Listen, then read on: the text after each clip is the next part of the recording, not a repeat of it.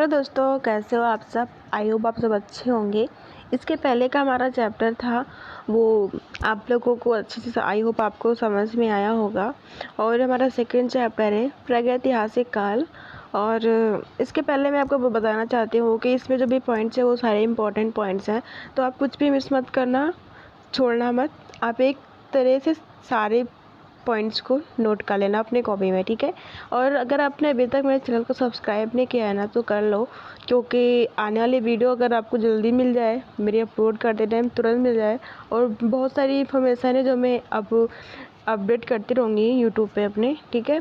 And आप मेरे channel से भी ज्वाइन कर लेना टेलीग्राम चैनल, जिसका लिंक आपको यूट्यूब चैनल के डिस्क्रिप्शन में मिल जाएगा या फिर इसी वीडियो के डिस्क्रिप्शन में मिल जाएगा, ठीक है। तो चलिए स्टार्ट करते हैं। हमारा पहला पॉइंट है इतिहास का ऐसा कालखंड जिसका कोई लिखित प्रमाण नहीं मिलता, वह काल इतिहास का प्रागैतिहासिक काल कहलाता है। जैसे कि पाषाण काल का इतिहास, और इसमें जो भी मैंने पॉइंट रखे हैं ना वो सब ऐसे क्वेश्चन आंसर के थ्रू रखा है, ठीक है। तो आप ज़्यादा सोचना मत, ठीक है। हमारा सेकंड है इतिहास वह कालखंड जिसका लिखित प्रमाण उपलब्ध है परंतु उसका अर्थ स्पष्ट नहीं हो सकता, आद्य ऐतिहासिक काल कहलाता है, जैसे सिंधु सभ्यता और वैदिक सभ्यता, ठीक है। हमारा नेक्स्ट है इतिहास का वह कालखंड जिसका लिखित प्रमाण उपलब्ध होता है और जिसका अर्थ स्पष्ट होता है, उसे हम ऐतिहासिक काल कहते हैं, जैसे कि महाजनपदों के बाद का काल। हमारा अगला है प्रागैतिहासिक काल को मुख्यतः 3 भागों में विभाजित किया जाता है, पूरा पाषाण काल, मध्य पाषाण काल, नौ या उत्तर पाषाण काल। हमारा जो पूरा पाषाण काल है ये 5 लाख ईसा पूर्व से 10,000 ईसा पूर्व तक है। भारत में सर्वप्रथम पाषाण कालीन सभ्यता और संस्कृति के अवशेषों को सन 1863 ईस्वी में ब्रूस फ्रूट महोदय द्वारा खोज की गई थी। हमारा अगला पॉइंट है पूरा पाषाण काल को 3 भागों में विभाजित किया जाता है, निम्न पूरा पाषाण काल, मध्य पूरा पाषाण काल और उच्च पूरा पाषाण काल। जो निम्न पूरा पाषाण काल है इसमें क्या कहते हैं स्थल वर्तमान पाकिस्तान के सोहन घाटी और महाराष्ट्र में पाए गए हैं। इस काल के लोग कुल्हाड़ी या फिर हस्त कुठार अर्थात हैंड एक्स और विदारड़ी अर्थात क्लीवर और खंडक अर्थात गड़ासा का प्रयोग करते थे। भारत में प्राचीन हस्त कुठारा सोहन घाटी से प्राप्त हुआ है और उत्तर प्रदेश के बेलन घाटी के लोहदा नाला से पशु की हड्डी से बनी मूर्ति प्राप्त हुई है। मध्य प्रदेश के नौरा से हाथी का सबसे पुराना जीवाश्म प्राप्त हुआ है।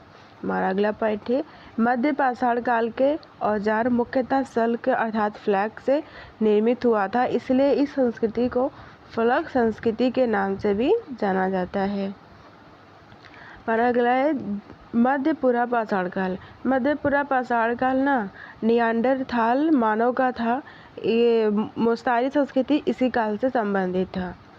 चकमक उद्योग की स्थापना और आधुनिक मानव होमो सेपियंस का आगमन मध्य पूरा पाषाण काल में ही हुआ था। हमारा अगला पॉइंट है मध्य एशिया के भीमबेटका के गुफाओं में विभिन्न कालों की चित्रकारी देखने को मिलती है। इस गुफा की खोज 1958 ईस्वी में B.S.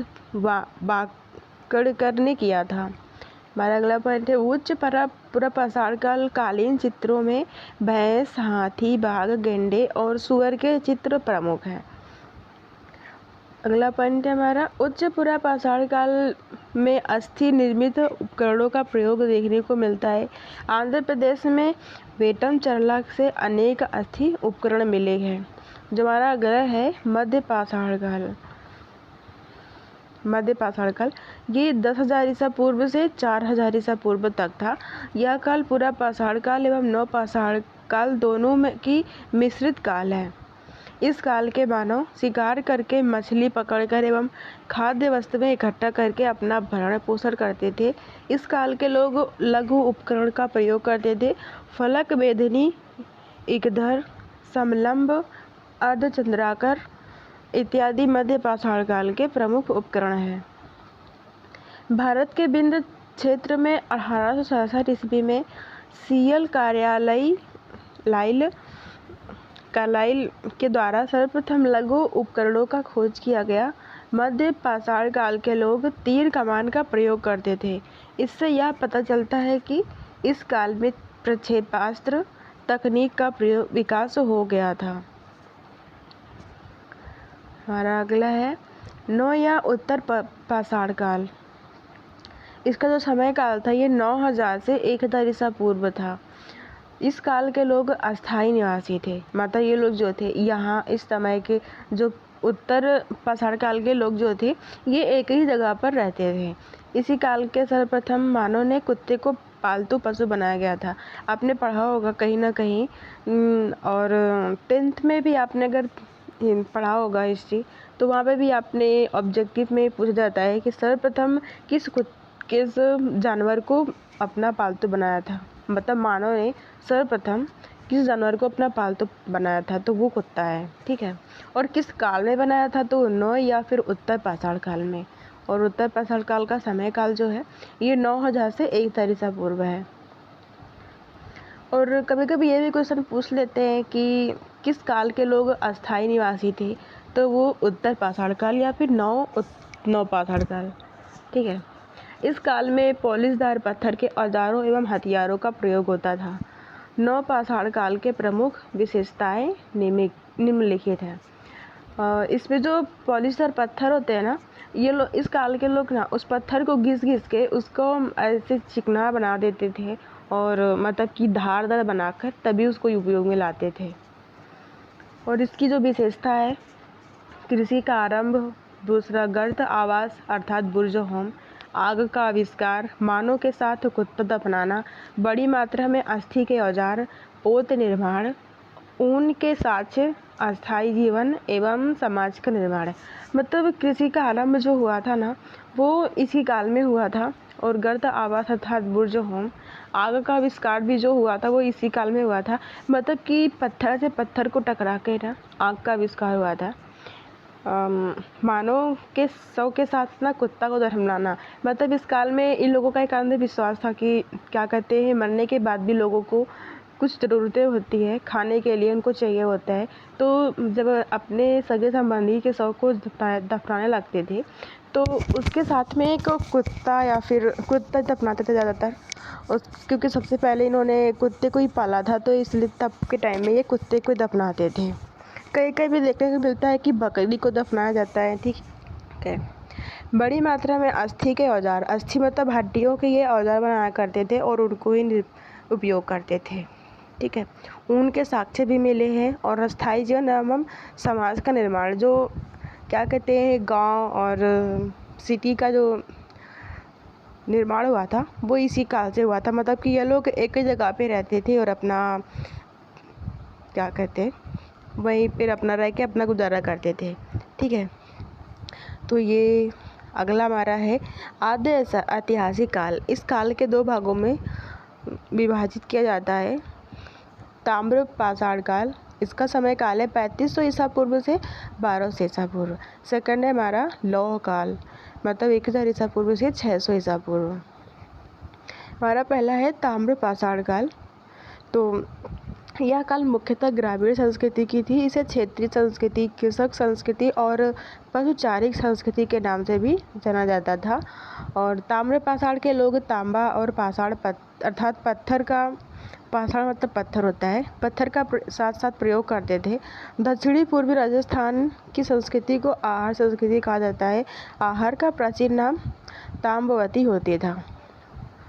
ठीक है, ये होते हो गया, इस पे होता होगा। ठीक है, गलत हो गया था, सॉरी। हमारा अगला पॉइंट है सर्वप्रथम तांबा धातु का प्रयोग किया गया था और प्रथम कुल्हाड़ी बनाया गया था। इसका साक्ष्य तमिलनाडु के अतिरंपक्कम से मिलता है। जो सर्वप्रथम जो धातु का प्रयोग हुआ था वो तांबा धातु था और इसी से ना पहली बार कुल्हाड़ी को बनाया गया था। कुल्हाड़ी बहुत लोग नहीं जानते होंगे, जिस लकड़ियों गला काटते हैं और बहुत सी चीज़ें हैं काटी जाती है। कुल्हाड़ी का बहुत यूज होता है गांव में। और हमारा अगला पॉइंट है ताम्र पाषाण काल में अग्नि पूजा का प्रचलन था और इस काल के लोग लाल मृद भांडों का प्रयोग करते थे। ताम्र पाषाण काल में धार्मिक संप्रदाय का प्रति वृषभ था और इस काल के लोग मातृ देवी का पूजा करते थे। हमारा अगला है लौह काल। दक्षिण भारत में लौह काल महापाषाण संस्कृति के समकालीन था। उत्तर भारत में लौह काल के साथ साथ हाथ से बनाया हुआ मृद भांड भी प्रचलित था। मृद भांड मतलब होता है कि मट्टी का जो घड़ा होता है उसे हम उस काल के लोग, जो लौह काल के लोग थे, वो लोग इसे मृद भांड कहते थे। आज के टाइम में उसे मिट्टी का घड़ा बोला जाता है, मिट्टी का बर्तन। ठीक है, तो हमारा ये चैप्टर यहीं पर था और अब ख़त्म होता है। और अगर आपका वीडियो कैसे लगे आप कमेंट में बताना, और वीडियो अच्छी लगी तो लाइक करना, कमेंट करना, अपने दोस्तों को भी शेयर कर देना। और अगर अभी तक आपने मेरे चैनल को सब्सक्राइब नहीं किया तो सब्सक्राइब कर लेना। ठीक है, मिलते हैं नेक्स्ट वीडियो में, तब तक राधे राधे।